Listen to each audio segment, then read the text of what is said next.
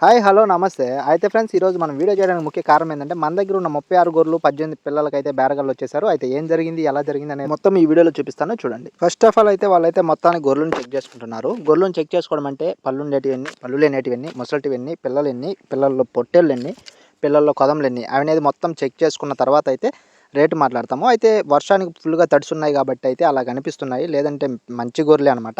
అయితే మేకలు ఒక్కటి కూడా వద్దంట వాళ్ళకి. వాళ్ళకి మొత్తం హైదరాబాద్ యేసుకునే దానికైతే గొర్రెలు మాత్రమే కావాలి అని చెప్పారు. అయితే గొర్రెలు హైదరాబాద్‌లో ఎలా అమ్ముతున్నాయి ఏందని మొత్తం క్లియర్‌గా అడిగాము. అయితే వాళ్ళు చెప్పడం ఏందంటే, "అన్న వట్టి గొర్రెలైతే పళ్ళుండేటివి అయితే 16,000 నుంచి 22,000 దాకా అమ్ముతున్నాయి. పళ్ళు లేనేటివి అయితే 15,000 లోపలే అన్న. లేకుంటే అసలు తీసుకునే వాళ్ళు కూడా కష్టమైపోతున్నారు. 15,000 లోపలైతే పళ్ళు లేనేటివి పోతున్నాయి జత.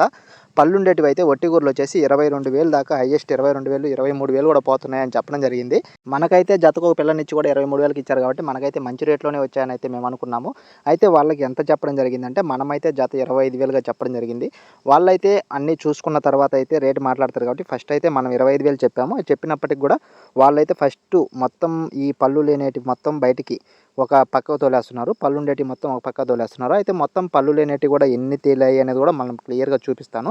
అయితే ఫస్ట్ ఆఫ్ ఆల్ పిల్లలను చూసుకుంటున్నారు వాళ్ళు. పిల్లలు ఎన్ని కదములున్నాయి, ఎన్ని పొట్టేళ్ళున్నాయి అనేది చూసుకుంటున్నారు. ఫస్ట్ అయితే మొత్తం 18 పిల్లల్ని చెక్ చేసుకున్న తర్వాత మళ్ళీ గొర్రెల విషయానికి వస్తామని చెప్పి పిల్లలనైతే చెక్ చేసుకున్నారు.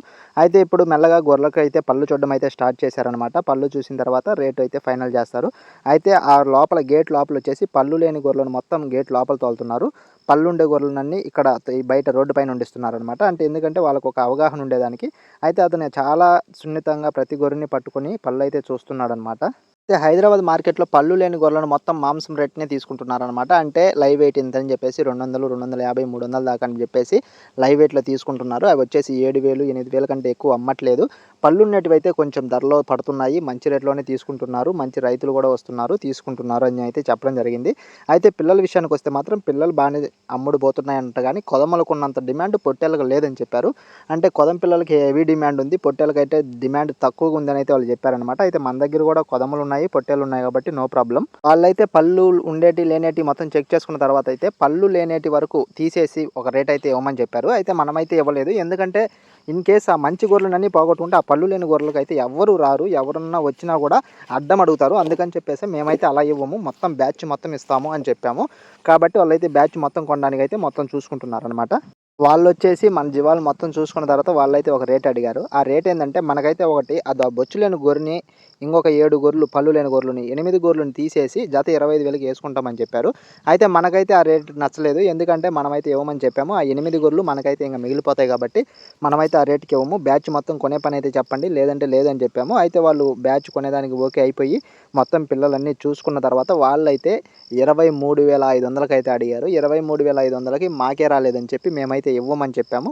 అయితే ఇంకొక రేట్ చెప్పమని చెప్పారు. ఇంకో రేట్ చెప్పినప్పుడైతే మేమైతే ఇంకొక 500 తగ్గించుకొని 24,500కి అయితే ఒక్క రూపాయి తగ్గినా ఇవ్వమని అయితే గట్టిగా చెప్పాము. అయినప్పటికీ కూడా మధ్యలో దళారీ ఉంటాడు కదా! దళారీ వచ్చేసి 24,100కి అయితే ఫైనల్ చేశాడు. అయితే మనకి ఈ బ్యాచ్‌లో పెద్దగా రాలేదు. ఎందుకంటే ఈ బ్యాచ్‌కి చాలా ఖర్చయింది. మనకు డైలీ కాపలా పడుకున్నప్పుడు కావచ్చు, మొత్తం చాలా చాలా ఖర్చయిపోయిందనమాట. అయినప్పటికీ జతకైతే మనకొక 700-800 అయితే ఉంటుంది. అయితే మొత్తం లెక్కలు చేసినప్పుడైతే మనకు అర్థమవుతుంది. ఇప్పుడుండే సిట్యుయేషన్‌లో అయితే ఆ 7, 800 చాలు అనిపిస్తుంది. ఎందుకంటే వర్షాలు హెవీగా పడుతున్నాయి. మళ్ళీ ఒకవేళ తడిసినాయంటే చాలా ప్రాబ్లమ్ అవుతుందని చెప్పే ఉద్దేశంతో అయితే వదిలేసాము. లేకుంటే ఖచ్చితంగా ఈ బ్యాచ్‌లో మనకైతే జతకు 2,000 మినిమమ్ వచ్చేది. అటువంటి బ్యాచ్ అయితే మనకు సెట్ అయింది కాబట్టి. అయితే ఈ జీవాలొచ్చేసి ఈరోజైతే తోలుకోబోలేదు. రేపు మార్నింగ్ అయితే తీసుకెళ్తామని చెప్పారు. ఇలాంటి మరిన్ని వీడియోస్‌తో మళ్ళీ కలుద్దాం. Bye friends.